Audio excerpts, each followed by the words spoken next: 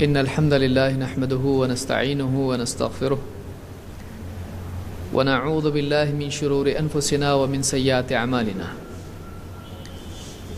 من يهده الله فلا مضل له ومن يضلل فلا هادي له وأشهد أن لا إله إلا الله وحده لا شريك له وأشهد أن محمدا عبده ورسوله أما بعد فإن خير الحديث كتاب الله وخير الهدي هدي محمد صلى الله عليه وسلم وشر الأمور محدثاتها وكل محدثة بدعة وكل بدعة ضلالة وكل ضلالة في النار.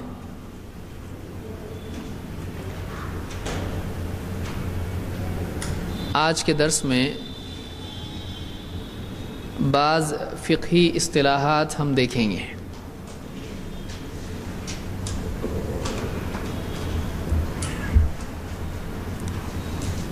شرعی احکام کی دو قسمیں ہیں. کون کون سی؟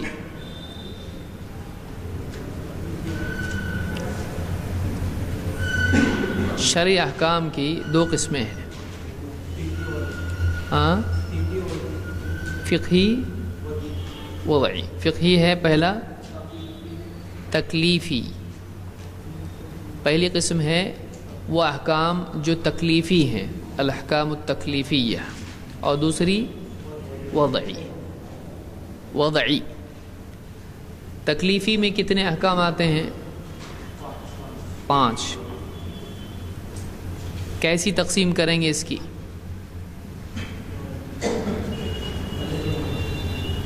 فجر کی نماز وہ ایک مثال ہے، صحیح ہے، لیکن فجر کی مثال کیا ہے؟ فجر کی نماز اگزامپل ہے، مثال ہے، لیکن وہ احکام ان کے نام کیا ہیں؟ واجب، مستحب، محرم، مکروہ، مباح. تو یہ 5 قسمیں ہیں جو تکلیفی احکام کی قسمیں ہیں. تکلیفی احکام کا مطلب کیا ہے؟ تکلیفی احکام ہم کیوں بول رہے ہیں اس کو؟ کیا مطلب ہے اس کا؟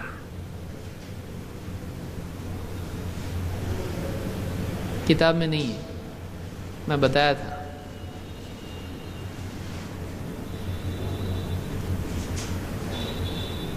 یاد ہے؟ نہیں. بندے کو کچھ چیزوں کا مکلف کر دیا گیا ہے، کرنے کے اعتبار سے، رکنے کے اعتبار سے، یا اختیار کے اعتبار سے. 3 اعتبار سے اس کو مکلف بنایا گیا ہے. اسی لیے ہم نے کیا کہا تھا پچھلے درس میں کہ اعمال کو آپ تقسیم کریں گے تو کتنی قسموں میں تقسیم ہوں گے؟ اس کے باہر جا سکتا ہے کوئی عمل؟ آپ بتا سکتے ہیں ان کے باہر؟ ایک ہی عمل بتا سکتے آپ جو بے ہوشی میں کیا جائے، جو اس کے باہر جائے گا. جیسے نیند میں بات کرنا، فرض، مستحب، مباح، مکروہ، حرام، کس میں آئے گا؟ وہ مکلف ہے اس حالت میں، تو اس لیے ہم نے اس کو کیا کیا؟ اس کے باہر کیا. سمجھ رہے ہیں بات کو؟ یہ تکلیفی احکام ہیں. کا مطلب کیا ہے؟ بندہ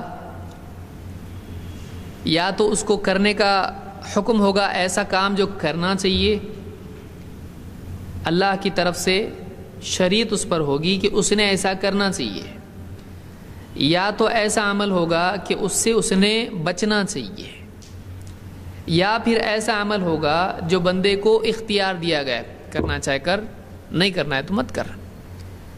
تو کرنے نہ کرنے کے اعتبار سے 2 قسمیں ہیں، اور تیسری قسم کیا ہے؟ اختیار ہے، چاہے تو کر چاہے تو مت کر. پھر عمل کرنے کے اعتبار سے جو اس کو مکلف بنایا گیا ہے کہ تو نے کرنا چاہیے، یہ 2 قسم کے ہیں.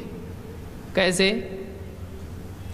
لازمی طور پر کرنا ہے، یا پھر فضیلت کے طور پر ہے کہ کرے تو بہت اچھا ہے، نہ کرے تو کوئی گناہ نہیں ہے. اور رکنے کے اعتبار سے 2 قسم کے عمل ہیں.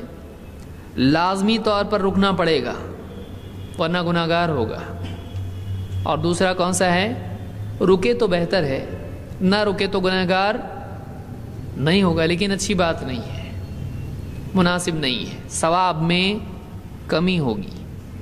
یا رکتا ہے تو ثواب ملے گا. سمجھ میں آ رہی بات؟ تو یہ 5 قسم کے احکام ہیں، طلب کے اعتبار سے یا کف کے اعتبار سے، رکنے کے اعتبار سے، عمل کے اعتبار سے یا رکنے کے اعتبار سے، اور تیسرا ہے اختیار کے اعتبار سے. اس کی مثالیں کیا دیکھی تھی ہم نے؟ پہلے تو ان کے نام کیا ہیں؟ نمبر 1 ہاں والے، کرنے والے اعمال کون کون سے ہیں؟ واجب اور مستحب. نہ کرنے والے جن سے رکنا ہے محرم، یا اس کو کیا کہہ سکتے ہیں؟ حرام. ممنوع اس کو کہا جاتا ہے. دیکھیے واجب کے لیے الفاظ کیا ہیں؟ واجب، فرض، دونوں میں کیا فرق ہے؟ کوئی فرق نہیں ہے. دونوں کے معنی کیا ہوتے ہیں؟ سیم، لیکن کیا؟ لازم. دونوں لازم ہے. واجب، اس کی ایک مثال میں نے دی تھی، کیا ہے وہ؟ جس سے معلوم پڑتا ہے کہ ایک فرض چیز کو واجب بھی کہا جا سکتا ہے. کیا مثال تھی وہ؟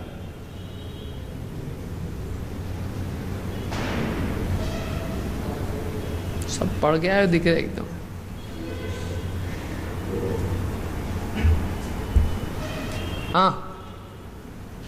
واجب اور فرض ایک ہے. اس کی مثال ہم نے کیا دیکھی تھی؟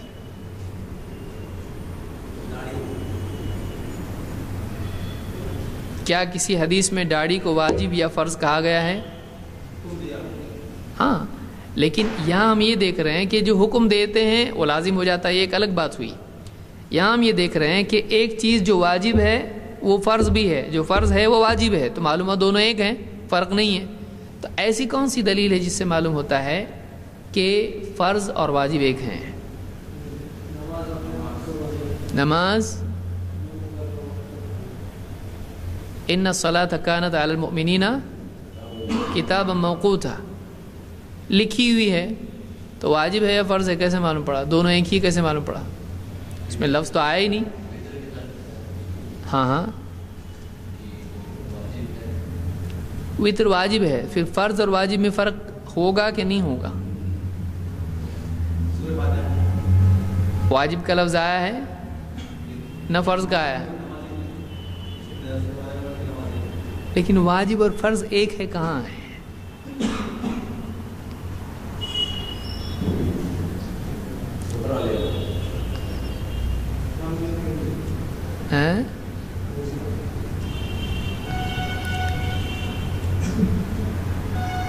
حدیث میں میں نے بتایا تھا اذا جاوز الختان الختان فقد وجب الغسل.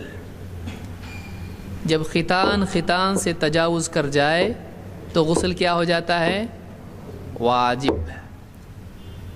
تو میں نے مثال دی تھی کہ جو لوگ فرق کرتے ہیں واجب اور فرض میں، وہ کیوں کرتے ہیں؟ کس بنیاد پر کرتے ہیں؟ کیا بولتے ہیں فرض کیا ہے اور واجب کیا ہے؟ فرض وہ ہے جو قرآن سے ثابت ہے، اور واجب وہ ہے جو حدیث سے ثابت ہے، دلیل ظنی سے ثابت ہے، بولتے ہیں نا. تو اب یہاں پر قرآن میں غسل آیا ہے کہ نہیں آیا ہے؟ جنابت کے لیے بیوی سے صحبت کیا کسی آدمی نے، غسل فرض ہے کہ واجب ہے؟ قرآن میں بھی ہے وہ. تو قرآن میں ہے کا مطلب کیا ہو گیا؟ فرض ہے. لیکن وہی حدیث میں اس کو کیا کہا جا رہا ہے؟ واجب ہے. تو وہی چیز جو قرآن میں فرض تھی حدیث میں کیا ہو گئی؟ تو کم ہو گئی یا زیادہ ہو گئی؟ ایک ہی ہے، ایک ہی ہے. تو نام ایک سے زائد ہونے کی وجہ سے وہ چیزیں الگ الگ ہو جاتی ہیں؟ ضروری نہیں، الگ ہو بھی سکتی ہیں، ایک بھی ہو سکتی ہیں. جیسے اللہ کے نام میں نے بتایا تھے، اللہ ہے اور الرحمن، یاد آ رہا ہوگا ابھی سب. یا محمد رسول اللہ صلی اللہ علیہ وسلم کے نام ہیں، محمد بھی ہے اور احمد بھی ہے. تو قرآن ہی میں احمد بھی آیا، قرآن ہی میں محمد بھی آیا. تو سمجھ میں آیا کہ واجب اور فرض ایک ہیں. پھر واجب ایسا عمل ہوتا ہے کہ جس کا کرنا لازم ہے، تو اس کو امتثالاً اگر آدمی کرتا ہے تو ثواب ملے گا، اور اگر نہیں کرتا ہے تو گناہ ہوگا. تو ایسے عمل کو کیا کہیں گے؟ واجب. تو بندہ اس کا مکلف ہے، اس کو کرنا، اللہ نے اس پر ذمہ داری ڈالی ہے، کرنا ہے تو نے، چاہے وہ قرآن میں ذمہ داری ڈالی گئی ہو یا حدیث میں. اب ہم آئیں گے کہ وہ مثالیں بتاؤ کہ قرآن میں آیا، حدیث میں آیا. جیسے مثال کے طور پر اللہ کے نبی صلی اللہ علیہ وسلم نے فرمایا کہ وہ اعفوا اللحى، داڑھی بڑھاؤ. تو یہ کیا ہوا؟ اب حکم ہے یا گزارش ہے؟ حکم ہے، حکم ہے. تو اس سے کیا معلوم ہوا؟ یہ کرنا، یہ عمل لازم ہے. بلکہ اس کا لازم ہونا اور بھی زیادہ ثابت ہوتا ہے، جس میں آپ نے بھی کہا وخالف المشرکین، وخالف المجوس، مشرکین کی مخالفت کرو، مجوس کی مخالفت کرو. تو اس میں علت بھی معلوم ہو رہی کہ مقصود یہ کہ ان سے ہم الگ رہیں، مخالفت کریں. تو اور اہمیت اس کی کیا ہو جا رہی ہے؟ بڑھ جا رہی ہے، اس کی اہمیت اور بڑھ جاتی ہے. تو واجب جس کا حکم آئے وہ واجب ہوتا ہے، چاہے وہ قرآن میں آئے یا حدیث میں. قرآن میں داڑھی بڑھانے کا حکم ہے کہ نہیں ہے؟ ہم نے پورا پڑھا ہی نہیں تو ہم کو معلوم کیسے پڑے گا؟ قرآن میں نہیں ہے، قرآن میں داڑھی بڑھانے کا حکم نہیں. اگرچہ داڑھی کا ذکر ہے، موسیٰ علیہ السلام نے اپنے بھائی ہارون علیہ السلام کی داڑھی پکڑ کے کھینچے، لیکن اس میں یہ ذکر نہیں کہ داڑھی بڑھاؤ، ایسا حکم نہیں ہے. اسی طرح سے قرآن میں اور کئی احکام صراحتاً نہیں ہیں. ایک حکم ہے کہ جو کچھ رسول تم کو دیں اسے لے لو. تو اس کے بعد رسول صلی اللہ علیہ وسلم اگر کسی چیز کا حکم دیتے ہیں تو کیا ہو جائے گا؟ وہ بھی لازم ہو جائے گا. دوسری چیز کیا ہے واجب کے بعد؟ مستحب. مستحب میں بھی امر ہو سکتا ہے. امر کے معنی ہے حکم کے، امر کے معنی حکم کے ہوتے ہیں. تو مستحب میں کسی چیز کو کرنے کے لیے کہا جا سکتا ہے، لیکن وہ لازمی طور پر نہیں ہوتا ہے، وہ ترغیب کے انداز میں ہوتا ہے کہ تم ایسا کرو تو بہت اچھا ہے. جیسے اللہ کے نبی صلی اللہ علیہ وسلم نے فرمایا عبداللہ ابن عمر رضی اللہ تعالیٰ سے کہ اس شخص کی طرح نہ ہو جانا جو رات میں قیام اللیل کرتا تھا پھر اس نے چھوڑ دیا. تو معلوم ہوا کہ اس کو کیا کرنا چاہیے؟ قیام اللیل کرنا چاہیے کہ نہیں کرنا چاہیے؟ لیکن کیا ہے لازم ہے؟ کیوں نہیں لازم؟ حکم نہیں دیے. تو پھر میں نے دوسری حدیث بھی پچھلے ہفتے بتائی تھی، فَأَوْتِرُوا يَا أَهْلَ الْقُرْآنِ، اے اہل قرآن، قرآن والو، قرآن کے جاننے والو، پڑھنے والو، وتر پڑھا کرو، یعنی رات کی نماز پڑھا کرو. تو اس میں تو حکم آ گیا، اب واجب ہو گیا؟ نہیں. ایک دم بلینک آئی یہ قوم پوری آج، یہ پچھلا ہی درس چل رہا ہے.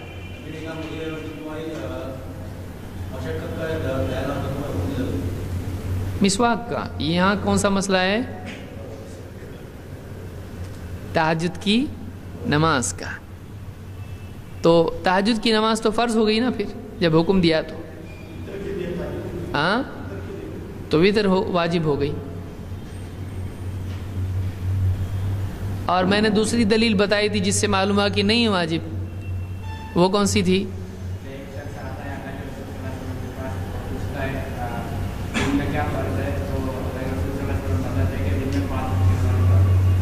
اس نے پھر کیا پوچھا؟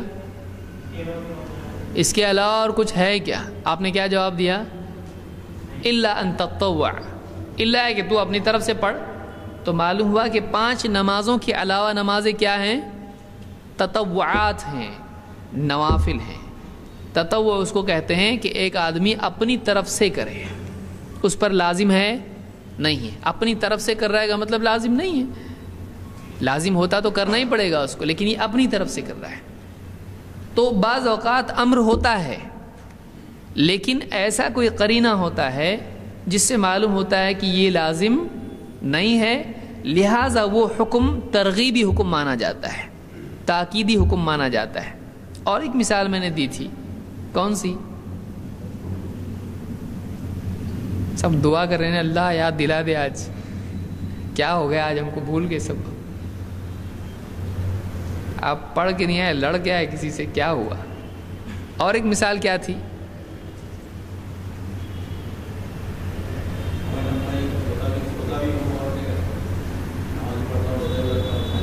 یہ بھی دلیل تھی اس میں کہ اللہ کے نبی صلی اللہ علیہ وسلم نے کہا کہ میں سوتا بھی ہوں، اور لیکن اس کے تردید بھی ہم نے کی تھی۔ کیسے؟ رات کے ایک حصے میں سو کر دوسرے میں پڑھ سکتے ہیں، جیسا کہ آپ کا معمول تھا، تو اسے چھوڑنے کی دلیل ملتی ہے تہجد کے۔ بہرحال آگے بڑھتے ہیں ہم لوگ۔ تو پہلی چیز ہے واجب اور دوسری ہے مستحب۔ اس میں ایک اور دلیل میں نے دی تھی وتر کے اعتبار سے کہ وتر کو رات میں کون سی نماز بناؤ؟ اب یاد آیا پورا ایک دم اچانک، وتر کو آخری نماز بناؤ۔ تو اس سے کیا ہو گیا؟ وہ حکم ہے، لہذا لازم ہونا چاہیے۔ لیکن لازم نہیں ہونے کی دلیل کیا ہے؟ آپ نے 2 رکعتیں اس کے بعد بھی پڑھیں، جس سے معلوم ہوا کہ اگر ایسا لازم ہوتا تو آپ اس کے برخلاف نہیں کرتے، کیونکہ شریعت آپ کے لیے بھی ہے، سوائے ان چیزوں کے جہاں بتائیں کہ میرے لیے خاص ہے۔ ٹھیک ہے، اس کو یاد رکھیں۔ تو طلب کے اعتبار سے ہم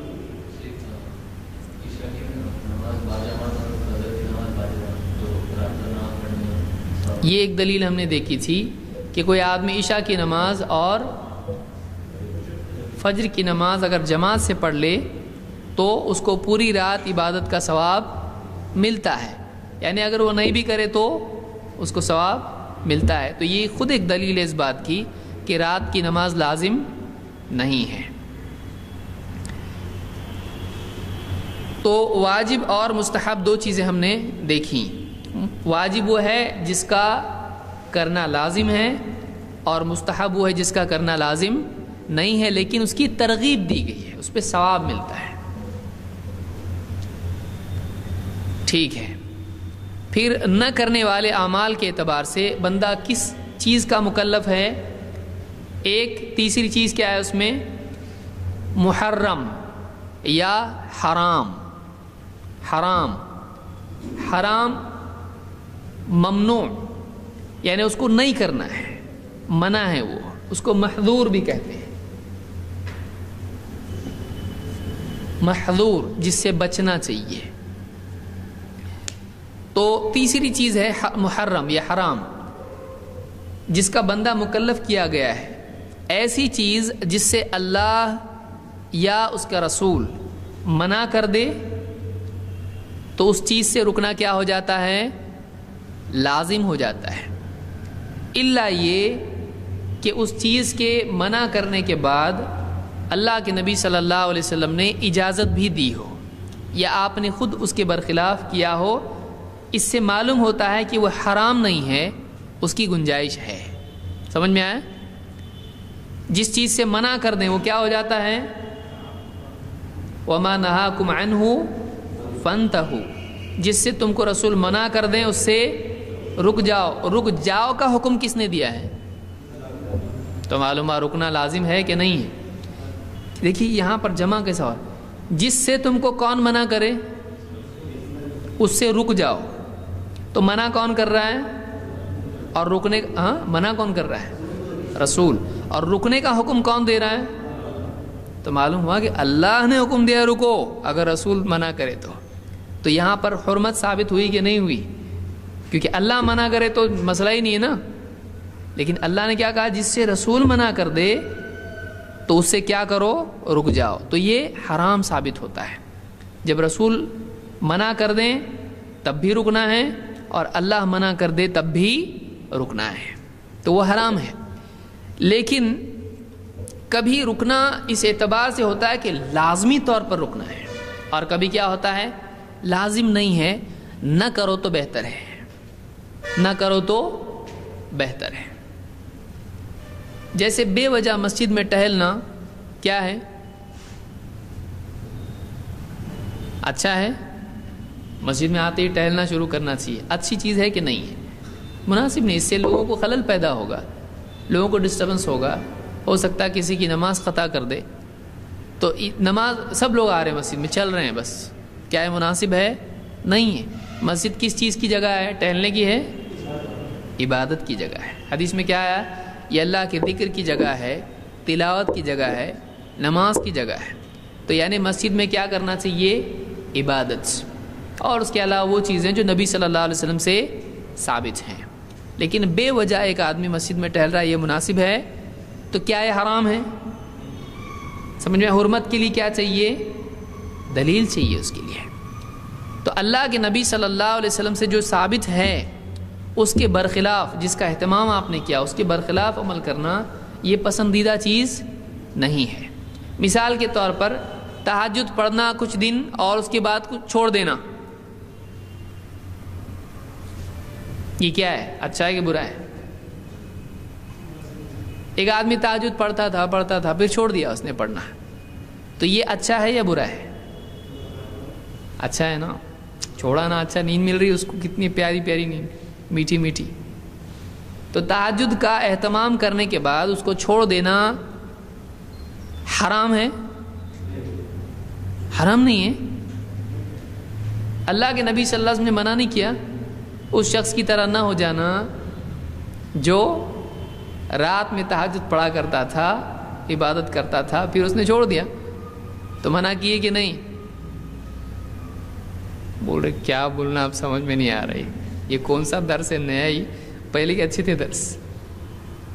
اللہ کے نبی صلی اللہ علیہ وسلم نے منع کیا ہے اس سے، تو تہجد کا چھوڑنا حرام ہے کہ نہیں ہے؟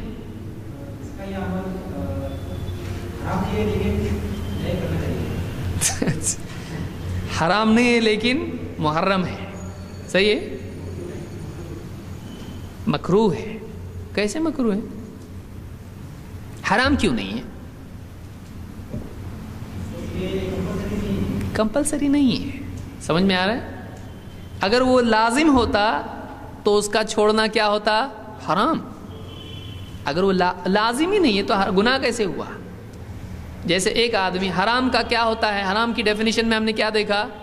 اس کا ارتکاب، اس کو کرنا گناہ ہوتا ہے کہ نہیں ہوتا ہے؟ مطلب تہجد چھوڑا تو کیا ہوگا؟ اس کو گناہ ہوگا؟ نہیں ہوگا، کیونکہ تہجد فی نفس ہی لازم ہے نہیں ہے، تو جب نہیں پڑھے گا تو گناہ ہوگا؟ نہیں ہوگا۔ لیکن یہاں کہا جا رہا ہے کہ اس شخص کی طرح نہ ہونا جو تہجد کا اہتمام کرتا تھا پھر چھوڑ دیا اس نے، تو معلوم ہے کہ اگرچہ فرض نہیں ہے اور اس کا چھوڑنا حرام نہیں ہے لیکن ناپسندیدہ ہے۔ تو کچھ چیزیں ایسی بھی ہوتی ہیں کہ جو حرام نہیں ہوتی ہیں لیکن کیا ہوتی ہیں؟ ناپسندیدہ۔ سمجھ میں آ رہا ہے؟ تو ایک ایسی چیز ہے جو ناپسندیدہ ہے لیکن حرام نہیں ہے، لیکن اچھا نہیں، مناسب نہیں ہے۔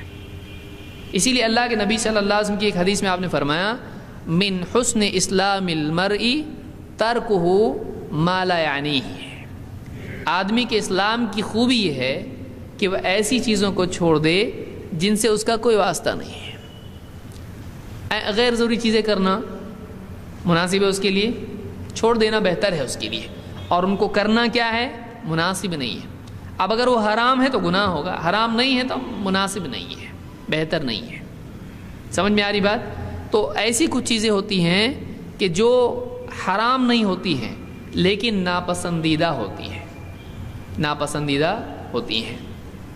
تو ایسی چیزوں کو کیا کہتے ہیں؟ مکروہ۔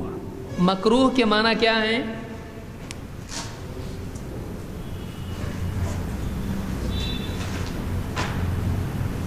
مکروہ، بہت سارے لوگ کیا بولتے ہیں؟ مکرور۔ مکرور نام کا کوئی لفظ اس میں اصول فقہ میں نہیں آتا ہے۔ مکرور یہ مکروہ ہے، مکروہ کریہ سے، اس پر سے لفظ ہے کراہت، مجھ کو فلاں چیز سے بہت کراہت ہوتی ہے۔ بچے کی ناک بہہ رہی ہے، دیکھ کر کیا ہوتا ہے آپ کو؟ بہت خوشی ہوتی ہے نا؟ کیا ہوتی؟ کراہت ہوتی۔ گندگی دیکھ کر آدمی کو نفس اس کو جی پسند نہیں کرتا ہے، ناپسندیدہ. اور کراہت بہت سنگین بھی ہو سکتی ہے، ناپسندیدگی بہت سیریس بھی ہو سکتی ہے. جیسے سب سے سیریس چیز کیا ہے؟ سب سے سیریس ناپسندیدہ چیز کیا ہے آپ کے نزدیک؟ طلاق. آپ کے نزدیک پوچھ رہا ہوں. شرک. اللہ کے نزدیک سب سے ناپسندیدہ چیز کیا ہے؟ شرک ہے. اسی لیے قرآن میں اللہ نے اس کو کل ذالک کان سیئہ عند ربک مکروہا کہا ہے. حرام چیزوں کا تذکرہ کیا اللہ نے، کہا یہ سب چیزیں اللہ کے نزدیک بہت بری اور ناپسندیدہ ہے، مکروہ ہیں.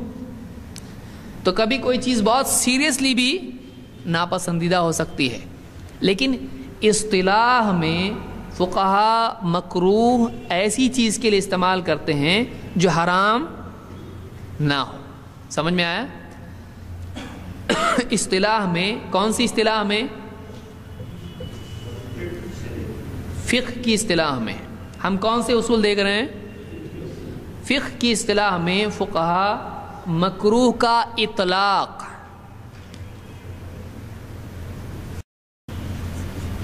یہ طلاق نہیں ہے، اطلاق، اپلیکیشن، اس کو رکھنا ہے اس کے اوپر. تو مکروہ کا لفظ استعمال کس چیز کے لیے کرتے ہیں فقہا؟ ایسی چیز کے لیے جو حرام تو نہ ہو لیکن کیا ہو؟ ناپسندیدہ ہو. ناپسندیدہ ہو.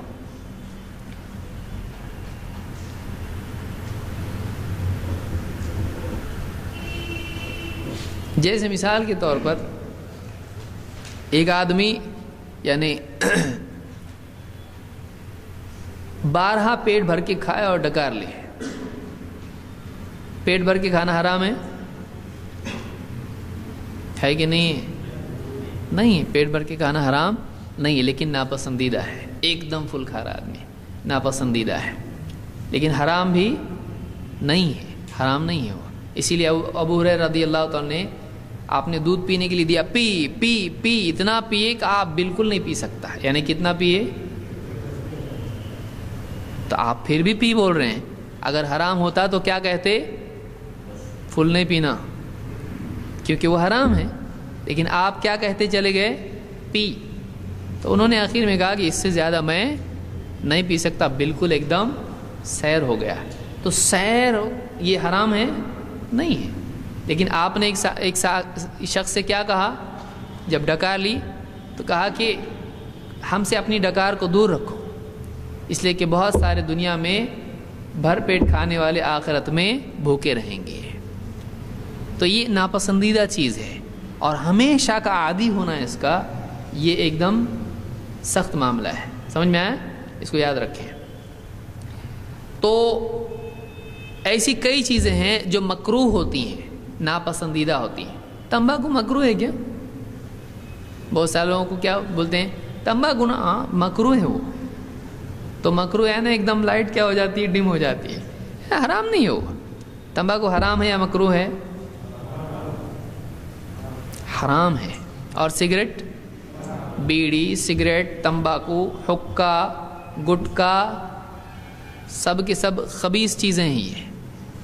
یہ خبیث چیزیں ہیں. یہ طیبات میں سے نہیں ہیں، یہ خبائث میں سے ہیں. تو یہ حرام ہے اور ان کا نقصان گورنمنٹ کی بھی سمجھ میں آ رہا ہے، کچھ علماء کی سمجھ میں نہیں آ رہا ہے. کتنے علاقوں میں اس کو گورنمنٹ حرام کر رہی ہے، سمجھ میں آ رہا ہے، لیکن یہ سمجھ میں نہیں آ رہا کیوں نہیں حرام نہیں ہے. اتنا اس کی مضرت اتنی زیادہ ہے کہ جس کی وجہ سے گورنمنٹ بھی اس کو حرام کر رہی ہے. تو چوتھی چیز مکروہ ہے، ایسی چیز جو حرام نہ ہو لیکن ناپسندیدہ ہو. نمبر 5 مباح. مباح، مباح اس چیز کو کہتے ہیں جس میں کرنا اور نہ کرنا برابر ہو. کرنے پر ثواب نہیں اور نہ کرنے پر کوئی پکڑ گناہ نہیں. کیا تو بھی برابر ہے، نہیں کیا تو بھی برابر ہے. تو ایسی چیز کو کیا کہتے ہیں؟ مباح. جیسے شربت پینا، شراب نہیں، شربت. عربی میں شربت کے لیے کیا لفظ ہے؟ شراب. اور اردو میں شراب کا مطلب کیا ہوتا ہے؟ عربی کی میں کیا لفظ ہے اردو کی شراب کے لیے؟ خمر. ہاں، لیکن پینے کی چیز کو عربی میں کیا کہتے ہیں؟ شراب. تو ہر پینے کی چیز کیا ہوتی ہے؟ شراب. حلال حرام کوئی بھی چیز ہو، پینے کی چیز شراب ہوتی ہے. لیکن جو وائن جس کو ہم کہتے ہیں عربی میں اس کو کیا کہتے ہیں؟ خمر. خمر اس کو کہتے ہیں. تو شربت پینا کیا ہے؟ فرض ہے؟ مستحب ہے؟ حرام ہے؟ مکروہ ہے؟ کیا ہے؟ مباح ہے. شربت پینے سے جنت ملتی ہے، ایسا کچھ ہے؟ شربت پینے سے 2 رکعت ثواب ملتا ہے نماز کا. شربت پینا، بہت شربت پیا کرو، کچھ ہے ایسا؟ کچھ بھی نہیں ہے. تو کوئی آدمی شربت پیتا ہے اگر، اس کا اختیار ہے، پیے نہ پیے برابر ہے اس کے لیے. اور محرم کا شربت پینا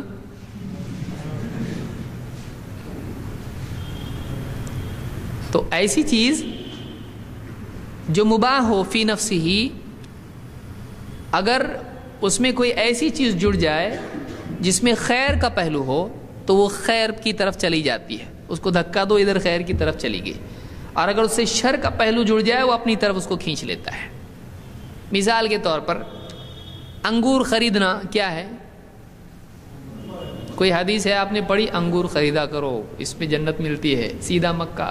کچھ ہے ایسا؟ نہیں کچھ بھی. ایک آدمی انگور خرید رہا ہے، اس کے گھر پہ مہمان آ رہے ہیں اور وہ چاہتا ہے کہ مہمان کی میزبانی کرے اور ان کو فرحت ملے. تو انگور خریدنا کیا ہوا؟ کیوں؟ اس کی اچھی نیت کی وجہ سے. تو انگور خریدنا اس کے لیے اب کیا ہوا؟ خیر بن گیا. کیوں؟ اس لیے کہ مہمان کا اکرام کیا ہے؟ نیکی ہے کہ نہیں؟ حدیث میں ہے کہ مہمان کی یعنی تکریم کرنا، جو اللہ اور آخرت پر ایمان رکھتا ہے وہ کیا کرے؟ فَلْيُكْرِمْ ضَيْفَهُ، وہ اپنے مہمان کا اکرام کرے. اور مہمان کی پسند کے لیے اس کے لیے خاطر تواضع کرنا ہے کیا ہے؟ مستحب ہے. تو چونکہ وہ اس نیت سے کر رہا ہے تو اب کیا ہو گیا؟ وہ عمل مباح کا مستحب ہو گیا. اور اگر انگور خرید رہا ہے جھوم برابر جھوم شرابی کے لیے، انگور کی شراب بنا کر مہمان کو پلائے گا، تو اب مہمان نوازی نہیں کر رہا ہے وہ، تو اب بھی تو ثواب ملنا چاہیے نا، کیونکہ مہمان نوازی کیا ہے؟ مستحب ہے نا. وہ کیسی چیز سے مہمان نوازی کر رہا ہے؟ جو حرام ہے. تو اب اس نیت سے انگور خریدنا اس کے لیے نیکی ہے، گناہ ہے یا جائز ہے؟ گناہ ہے، کیونکہ اس کی نیت کیا ہے؟ نیت غلط ہے اس کی. حدیث میں اللہ کے نبی صلی اللہ علیہ وسلم نے کیا فرمایا؟ جب 2 مسلمان تلوار نکال کر آپس میں آمنے سامنے کھڑے ہو جاتے ہیں لڑنے کے لیے، تو قاتل اور مقتول دونوں جہنم میں. اذا التقى المسلمان بسيفيهما فالقاتل والمقتول في النار. جب 2 مسلمان آپس میں آمنے سامنے تلوار لے کے کھڑے ہو جائیں تو قاتل مقتول دونوں کیا ہیں؟ جہنم میں. صحابہ نے پوچھا اللہ کے رسول، قاتل تو سمجھ میں آتا ہے، مقتول کیسے جہنم میں؟ آپ نے فرمایا وہ بھی تو اپنے ساتھی کو قتل کرنے کا حریص تھا. انه كان حريصا على قتل صاحبه، وہ بھی تو اپنے ساتھی کو قتل کرنے کے لیے حریص تھا. تو اس کی محض نیت کی وجہ سے مقتول ہونے کے باوجود بھی وہ جہنم میں گیا. تو نیتوں سے اعمال میں فرق آتا ہے. اور یعنی ایک آدمی کے اسباب مقصود کی وجہ سے حکم لے لیتے ہیں. یہ آگے ہم جب قواعد فقہیہ کریں گے تو اس میں اور تفصیل سے انشاءاللہ دیکھیں گے. یعنی ایک آدمی، اب اس کو سمجھیے کہ ایک واجب ہے، وہ کسی ایسی چیز پر ٹکا ہوا ہے جو واجب نہیں ہے. مثلا ایک آدمی کے نماز کا وقت ہو گیا اور نماز کے لیے وضو کرنا کیا ہے؟ لازم ہے. بغیر وضو کی نماز ہوتی ہے؟ نہیں ہوتی ہے. اب پانی کہیں بھی نہیں ہے، پانی نہیں ہے اور ایک آدمی کھڑا پانی کی بوتل بیچ رہا ہے، پانی خریدنا کیا ہے؟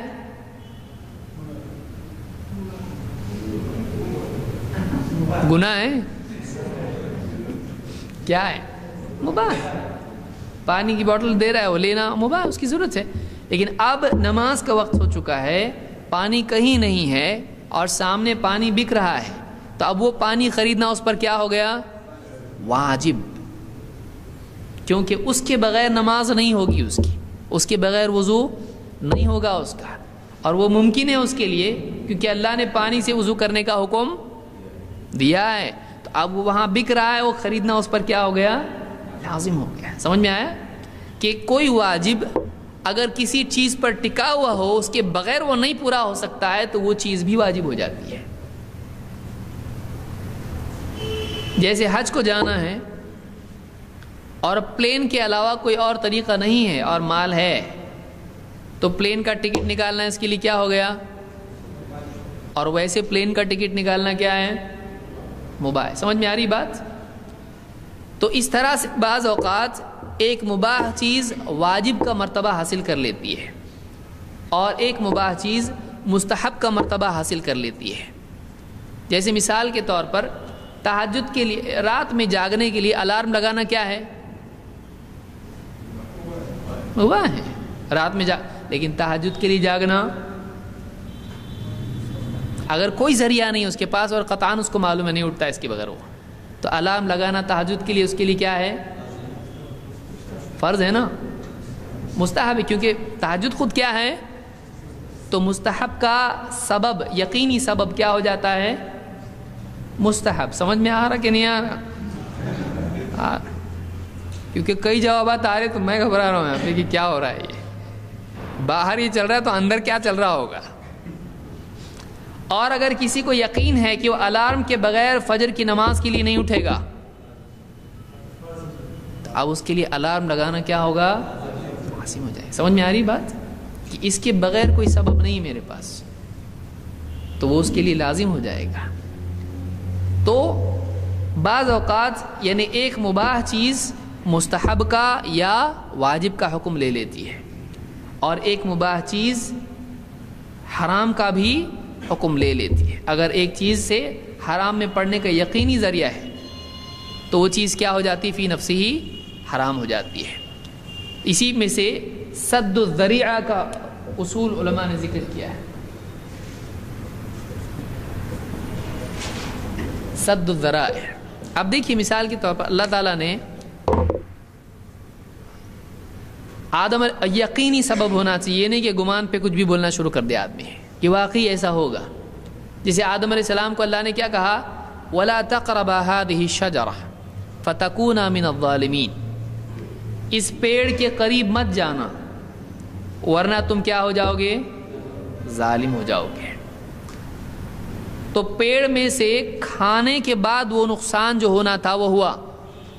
فَأَكَلَا مِنْهَا فَبَدَتْ لَهُمَا سَوْآتُهُمَا، جب انہوں نے پیڑ سے کھایا، قریب جاتے ہی نقصان نہیں ہوا، جب اس کے قریب گئے، اس کا پھل توڑا، کھایا، اور شیطان نے بھی کیا کروایا؟ بس پیڑ کے قریب جا کے کھڑے رہو، کہا اس میں سے کھاؤ۔ اصل کھانے کا معاملہ تھا، نقصان جو ہونے والا تھا اس کا پھل کھانے سے ہونے والا تھا۔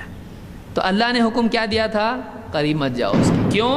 اس لیے کہ قریب جاؤ گے تو پھر اس کا پھل کھانے سے بچ نہیں سکو گے، پھل کھاؤ گے۔ تو کیا کیا گیا؟ قریب ہی مت جاؤ۔ تو یہ کیا ہے؟ سد ذریعہ ہے۔ جیسے جہاں ایک مرد اور ایک عورت اکیلے ہوتے ہیں، تیسرا کون ہوتا ہے؟ تو ان کا اکیلا رہنا ہی کیا کر دیا گیا؟ منع، کیونکہ اس کے ذریعے سے ایک بڑا گناہ زنا وغیرہ بھی ہو سکتا ہے۔ تلک حدود اللہ فلا تقربوها، یہ اللہ کی حدیں ہیں، تم ان کے قریب مت جاؤ۔ تو بعض اوقات ایک ایسا عمل ہوتا ہے جو فی نفسہ ہی مباح ہوتا ہے، لیکن اس کے ذریعے سے ایک آدمی یقینی طور پر گناہ میں جا سکتا ہے، تو اس پر بھی کیا حکم لگتا ہے؟ وہی حکم لگتا ہے جو حرام کا حکم ہے۔ یقینی سبب اپنے نتیجے کا حکم لیتا ہے، یہ اصول ہے۔ بہرحال اس کو آگے اور تفصیل سے ہم دیکھیں گے انشاءاللہ۔ تو 5 چیزیں ہم نے دیکھی آج۔ یہ کی چیزیں کیا ہیں، کون سی کیٹیگری میں جا رہی ہیں؟ ہاں، تکلیفی، کیا بہت تکلیف ہو رہی اس سے؟ کیا ہے تکلیفی؟ تکلیفی احکام ہے۔ تکلیفی احکام کیوں بول رہے ہیں ہم، ان کو دوسرا نام کیوں نہیں دے رہے اس کو؟ بندہ اس کا کیا ہے، یعنی بندے پر یہ چیزیں ڈالی گئی ہیں، کر مت کر، چاہے تو کر چاہے تو مت کر، اس اعتبار سے یس نو تیری مرضی، 3 اعتبار سے ہیں۔ ہاں والے لازم غیر لازم مستحب، اور نہ والے حرام اور ناپسندیدہ، اور ایک بیچ میں بچ گیا، وہ کون سا ہے؟ چاہے تو کر چاہے تو مت کر۔ تو اس اعتبار سے جو تکلیفی احکام ہیں وہ کتنے ہیں؟ 5۔ اب ہم آتے ہیں دوسرے احکام کی طرف، جن کو کہتے ہیں وضعی احکام۔ وضع کا مطلب ہوتا ہے رکھنا، رکھنا، وضع۔ وضعی احکام کیا ہیں؟ کائنات میں اللہ تعالیٰ نے کچھ چیزیں ایسی رکھی ہیں جن سے کچھ احکام جوڑے ہیں۔ کائنات میں انسان کے اندر یا انسان کے باہر کچھ ایسی تبدیلیاں، کچھ ایسی حالتیں ہیں کہ اللہ تعالیٰ نے ان کے ساتھ شرعی احکام کو جوڑا ہے۔ جیسے کسی چیز کا کرنا کسی چیز پر ٹکا ہوا ہے، ایسا ہو تو ایسا کرو، یا کسی چیز سے کوئی چیز رکاوٹ ہے، ایسا ہو تو ایسا مت کرو، تو ایسی چیزوں کو کیا کہتے ہیں؟ ایسے احکام، ان کو کیا کہیں گے؟ وضعی احکام۔ اس میں 4 چیزیں ہوتی ہیں: شرط، مانع، صحت، فساد۔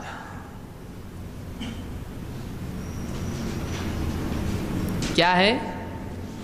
شرط اور مانع، یہ ہو گیا سبب کے اعتبار سے، اور رزلٹ کے اعتبار سے کیا ہے؟ صحت، فساد۔ اب تھوڑا ہم ڈیٹیل میں اس کو دیکھیں گے۔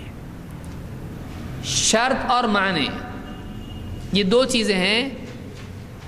شرط اس کو کہتے ہیں کہ جس کے بغیر ایک عمل پورا نہیں ہو سکتا ہے، صحیح نہیں ہو سکتا ہے۔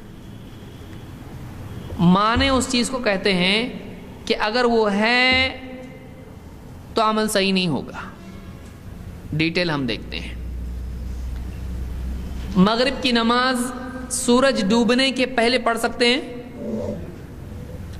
روزہ سورج ڈوبنے سے پہلے افطار کر سکتے ہیں؟ نہیں کر سکتے ہیں۔ تو سورج کا ڈوبنا مغرب کی نماز کے لیے کیا ہو گیا؟ شرط ہو گیا۔ اگر سورج ڈوب گیا تو مغرب کی نماز پڑھنا ہے، اگر نہیں ڈوبا اور پڑھا اس نے، نماز کیا ہو جائے گی؟ فاسد ہوگی۔ فاسد، بگڑنا، صحیح نہیں ہونا۔ تو اگر شرط پوری نہیں کی تو عمل کیا ہو جاتا ہے؟ فاسد ہو جاتا ہے۔ سمجھ میں آیا؟ دوسری مثال، نماز کے لیے ایک آدمی ہے، استنجا کے لیے گیا، وضو باقی رہتا اس کا، اب نماز پڑھنا ہے تو کیا کرنا پڑے گا اس کو؟ وضو کا۔ بیوی سے جنابت اس نے کیا، یعنی اس سے صحبت کیا، جنابت کی حالت میں وہ ہے، اب اس نے کیا کرنا ضروری ہے نماز کے لیے؟ تو غسل اس کے لیے شرط ہے نماز کی۔ اگر وہ غسل کے بغیر نماز پڑھتا ہے، نماز ہوگی؟ نماز کیا ہو جائے گی؟ فاسد ہو جائے گی۔ تو ایسی چیز جس کے بغیر ایک عمل صحیح نہیں ہوتا ہے، اس کو اس عمل کی کیا کہتے ہیں؟ شرط کہتے ہیں۔ جیسے مثال کے طور پر ہم نے دیکھا، نماز کے لیے وضو کیا ہے؟ شرط عمل کے باہر ہوتی ہے۔ سمجھ میں آیا؟ شرط عمل سے پہلے ہوتی ہے کہ یہ ہے تو عمل کریں گے۔ وضو نماز کے اندر ہے کیا؟ اللہ اکبر کر رہا ہے، کر سکتا؟ نماز سے پہلے وہ باہر ہے نماز کے، تو وہ شرط ہے۔ سورج کا ڈوبنا نماز کے اندر نہیں ہے، وہ باہر ایک چیز ہے جو اس سے جڑی ہوئی ہے، اس پر ڈیپینڈ ہے نماز۔ تو سورج کا ڈوبنا یعنی وقت کا ہونا، اللہ نے نماز کو کیسے فرض کیا ہے؟ ان الصلاۃ کانت علی المؤمنین کتابا موقوتا، نماز ایمان والوں پر ان کے اپنے اوقات میں فرض ہے۔ معلوم ہوا کہ وقت ہوا تو نماز ہوگی، نہیں تو نہیں ہوگی۔ تو کوئی آدمی وقت سے پہلے نماز پڑھ لے تو ہوگی؟ اقم الصلاۃ لدلوک الشمس، سورج ڈھلے گا تو ظہر کی نماز ہے، نہیں تو نہیں۔ طہارت ہے تو نماز ہے، قبلہ رخ اگر نہیں ہے تو نماز ہوگی؟ ہاں، فولی وجہک شطر المسجد الحرام، اللہ نے حکم دیا ہے، تو یہ نماز کے لیے کیا ہے؟ یہ شرط ہے۔ تو نماز کے لیے یا کسی بھی عمل کے لیے شرائط ہیں، یہ حالت ہو جائے تو تم نے یہ کرنا ہے۔ اگر وہ شرط پائی جائے تو وہ عمل لازم ہو جاتا ہے۔ سمجھ میں آیا کہ جو حکم اللہ کا ہے، فرض اگر کوئی حکم ہے تو وہ شرط پائی جائے تو وہ عمل بھی کیا ہو جاتا ہے؟ لازم۔ جیسے ایک آدمی ہے، غریب آدمی ہے، اس پر زکوٰۃ ہے؟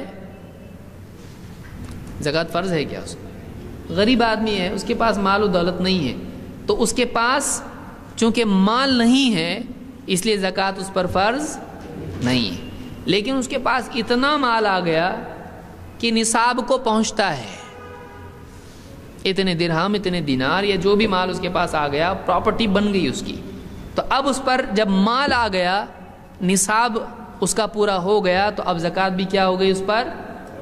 تو نصاب کا پورا ہونا زکوٰۃ کے لیے کیا ہے؟ شرط ہے۔ ایک آدمی کے پاس مال نہیں ہے اور مسجد حرام تک پہنچنے کے وسائل نہیں ہیں، تو ایسے آدمی پر حج فرض ہے، لیکن اب راستے کی استطاعت ہے، راستے کی استطاعت ہے، حج کی طاقت ہے، اب حج کیا ہو گیا اس کے اوپر؟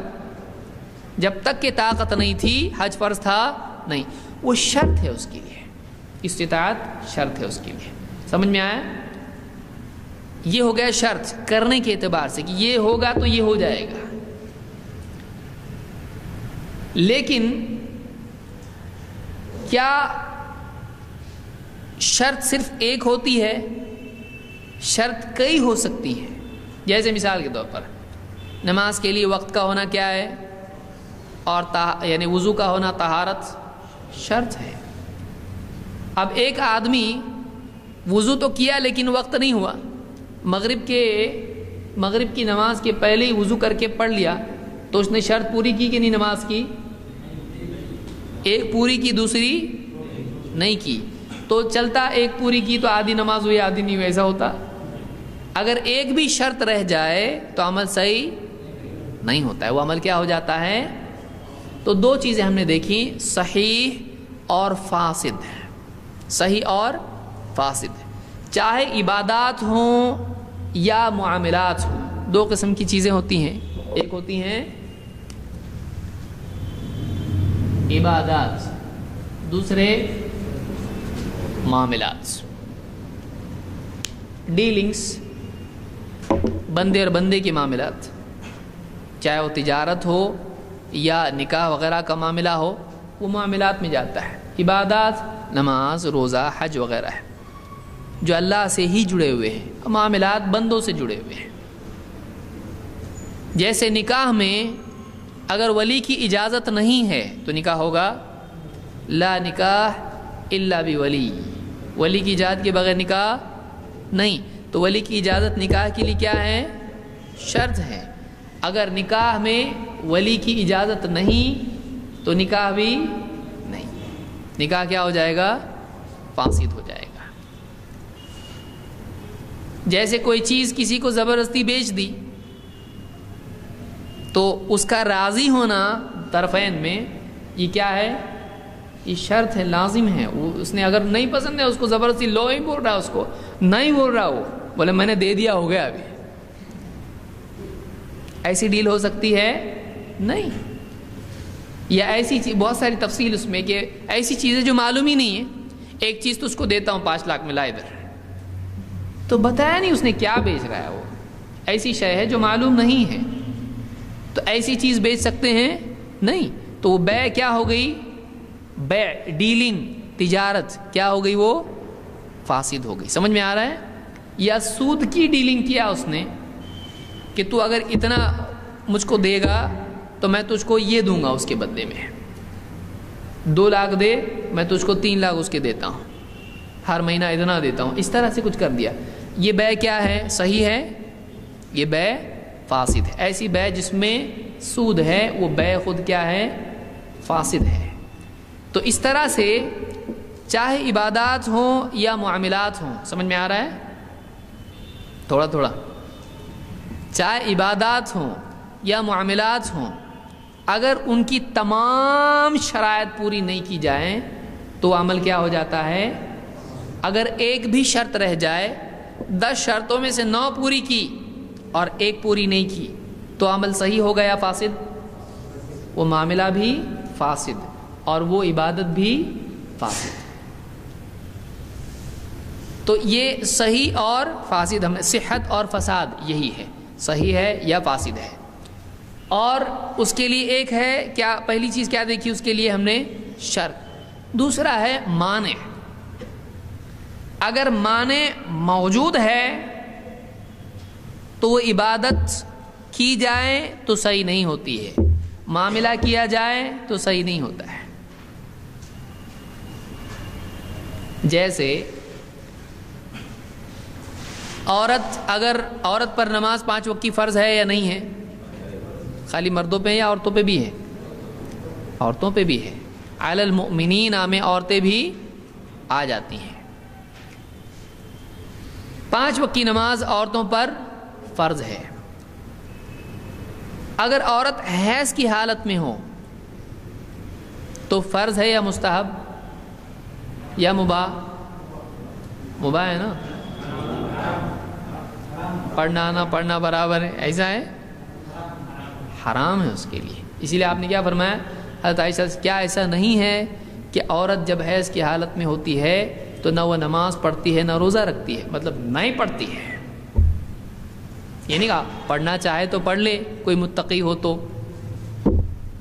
کوئی بولے اللہ کی بندی ساری دنیا نہیں پڑھتی، میں پڑھوں گی اللہ کی بندی، تو یہ کیا ہوا؟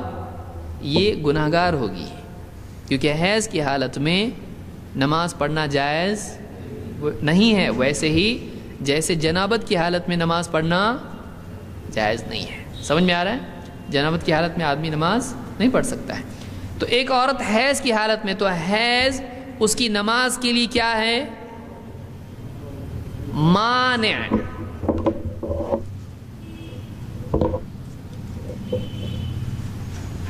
بہت زیادہ ہو رہا نا؟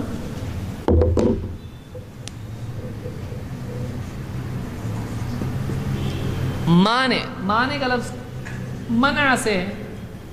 منع آپ کو نہیں معلوم؟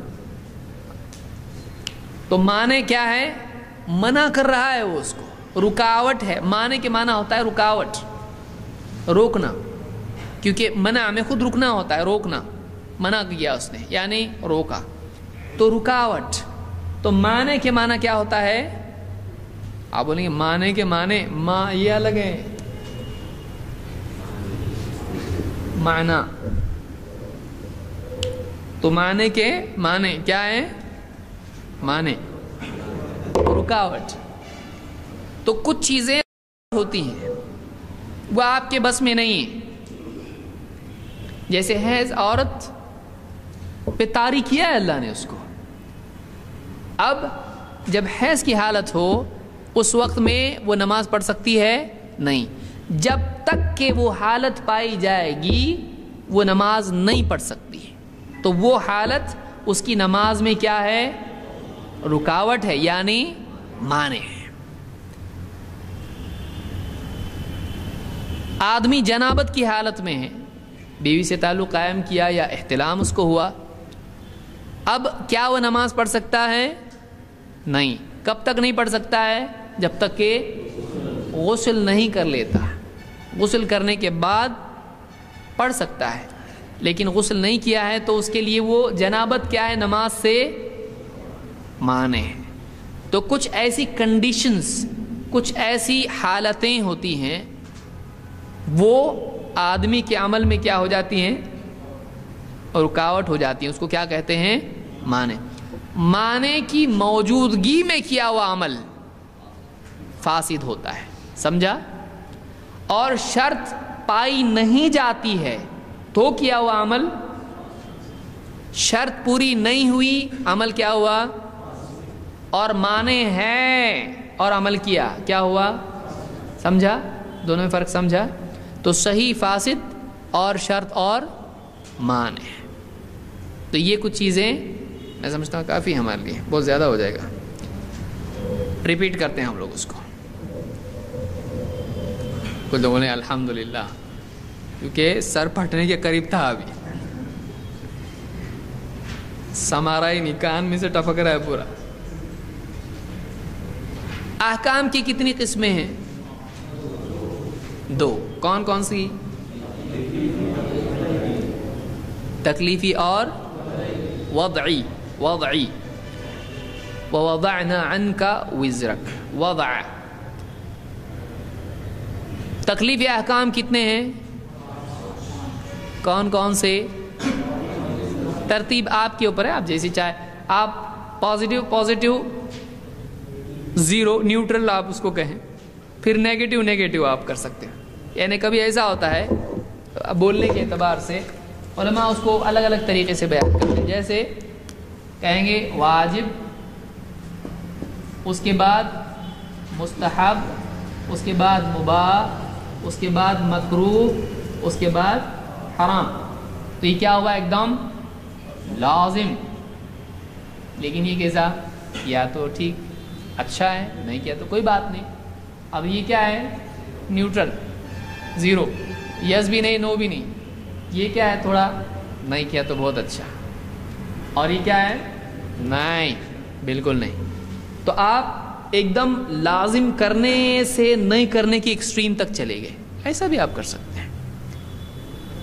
کبھی ایسا ہوتا ہے کہ پہلے ان دونوں کو بیان کیا، پھر ان دونوں کو بیان کیا، پھر مباح کو بیان کیا، یس نو، اور پھر یس نو، جیسا چاہے کرنا ہے کرو، نہیں کرنا ہے مت کرو، اختیار۔ تو اس میں کوئی یہ نہیں ہے کہ آپ کس ترتیب سے بولتے ہیں، لیکن جس ترتیب سے بھی آپ بولتے ہیں اس کو یاد رکھیں کہ یہ کیا ہے۔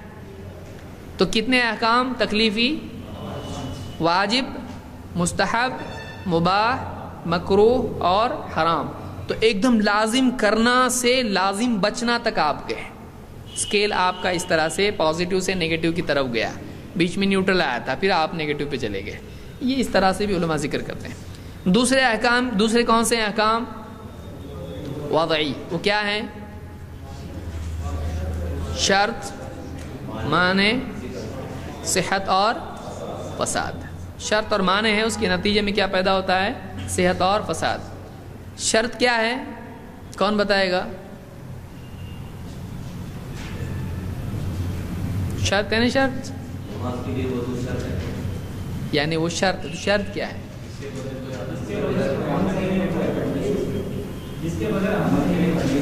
جس کے بغیر عمل صحیح نہیں ہوتا ہے۔ اور معنی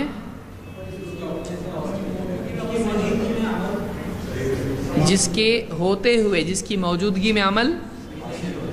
عمل کتنے قسم کے یہاں پر ہم نے دیکھے؟ دو۔ کون کون سے؟ صحیح فاسد۔ لیکن کون سے قسموں میں یہ دونوں چیزیں آتی ہیں؟ اعمال کی دو تقسیم ہم نے دیکھی، دونوں میں صحیح اور فاسد ہوگا، کیا ہے وہ؟ عبادات اور عبادات کی مثال کیا دیکھی ہم نے؟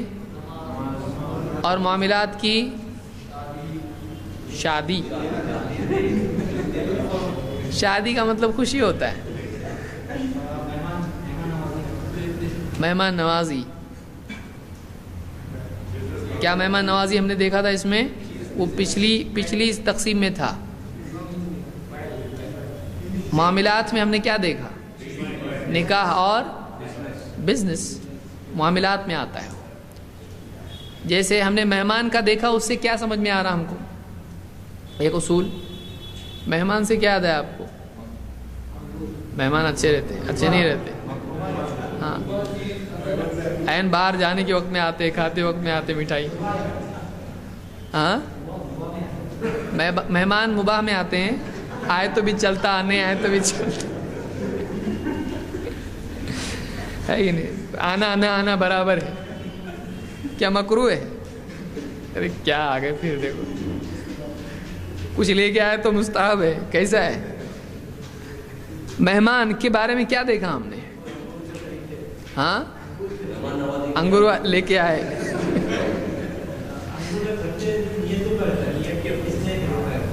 انگور پورا کیا ہم نے سیکھا اس میں؟ کیا تھا وہ؟ کون بتائے گا تفصیل سے؟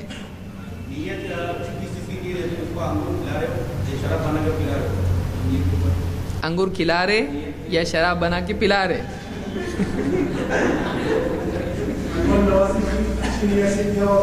تو اس سے کیا ہوا؟ صحیح بات ہے، وہ کیا ہوا اس سے؟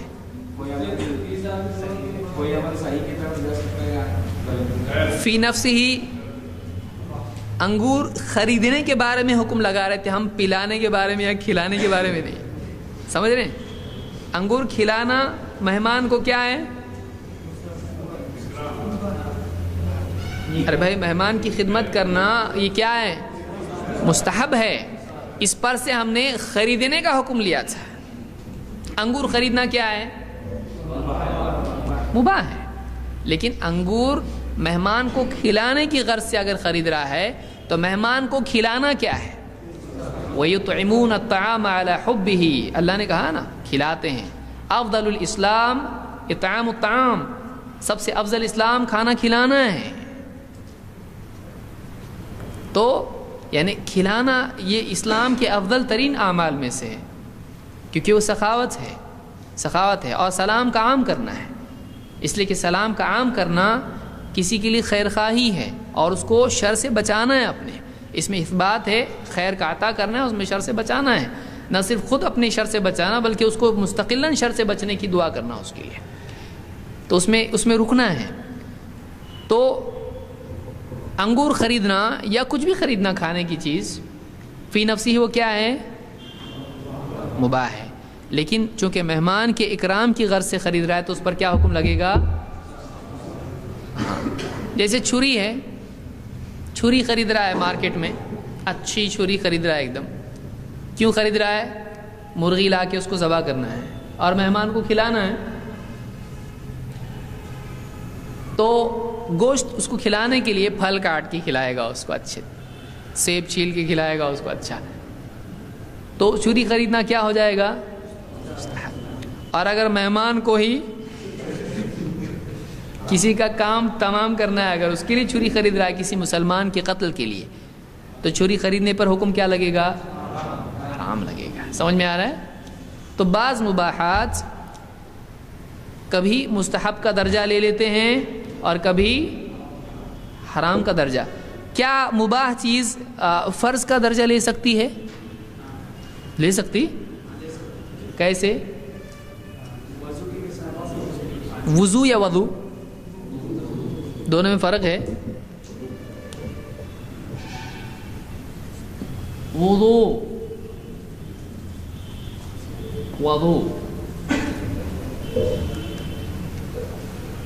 دونوں میں کیا فرق ہے؟ واو کا ایک میں 2 بار آ رہا ہے، ایک میں 3 بار آ رہا نا. صحیح بولے ہو لیکن پورا نہیں بولے. ہاں، واو کا فرق ہے. صحیح ہے، یعنی واو کی ٹوپی کیسی ہے؟ واو کی حرکات کی بنیاد، وہ صحیح بولے ہیں لیکن وہ آدھا بولے اس لیے سب ہنس رہے ہیں. واو کا فرق ہے. یہ واو کیسا ہے؟ واو کے اوپر اور ایک واو دکھ رہا ہے، اور یہاں فتحہ ہے، یہاں کیا ہے؟ ضم. یہاں پیش ہے اور یہاں زبر ہے. تو یہ وضو اور وضو یہ فرق ہے اس میں. لیکن کیا ہے یہ فرق؟ وضو عمل ہے اور وضو بے عمل ہے. ہاں جس سے وضو کیا جائے. وضو جو ہم کرتے ہیں نماز پڑھنے کے لیے اس عمل کو وضو کہتے ہیں. جس پانی سے ہم لوگ وضو کرتے ہیں اس کو وضو کہتے ہیں. جیسے ہم یہ کہیں گے وضو لاؤ مجھ کو وضو کرنا ہے. سمجھ میں آ رہا ہے؟ تو وہ جو پانی ہے وہ اس پانی کو کیا کہتے ہیں جس سے وضو کیا جاتا ہے؟ وضو. وضو. اس لیے آپ صلی اللہ علیہ وسلم کے بارے میں حدیث میں ہے آپ کا وضو اور مسواک رات ہی میں آپ کے گھر والے رکھ دیا کرتے تھے. تو بولیں گے وہ رات میں وضو کیسا رکھتے تھے؟ بولے رات میں رکھتے تھے یعنی سب لوگ کر کے سوتے تھے تو جاگتے ہی وضو رہا. نیند سے تو وضو کیا ہو جاتا ہے؟ ٹوٹ جاتا ہے. تو وضو عمل ہے اور وضو کیا ہے؟ اس عمل کا ذریعہ یا اس کا پانی جو ہے یہ کیا ہے؟ وضو ہے. اور صفائی کا عمل سمجھ میں آیا؟ دیکھیے اتنا عربی زبان ایسی ہے. ایسے بہت سارے فرق تھوڑے اس کی. جیسے بہت سارے لوگ کیا بولتے ہیں میرا کام آج درس مکمل ہو گیا. مکمل ہے وہ مکمل نہیں ہے. مکمل اور مکمل میں کیا فرق ہے؟ میم کا.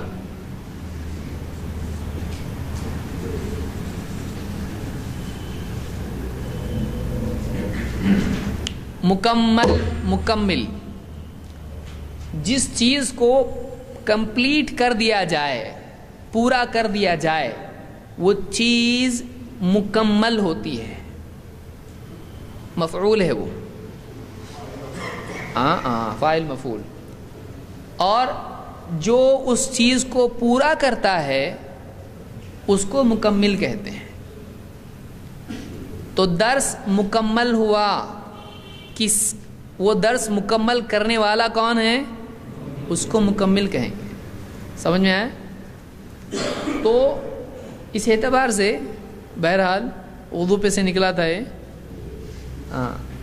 تو وضو اور وضو میں یہ فرق ہے. تو وضو کے بارے میں کیا دیکھیں ہم نے؟ وضو اچھا رہتا. ہاں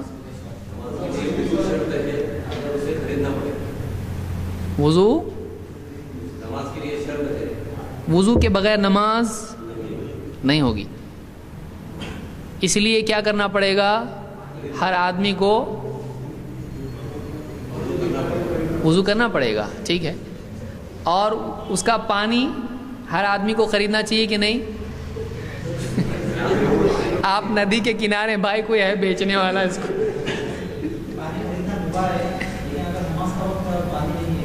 ہاں یعنی نماز کا وقت ہے پانی موجود نہیں ہے اور اگر ہے تو کوئی بیچ رہا ہے اس کو بس خرید کے ہی مل سکتا ہے.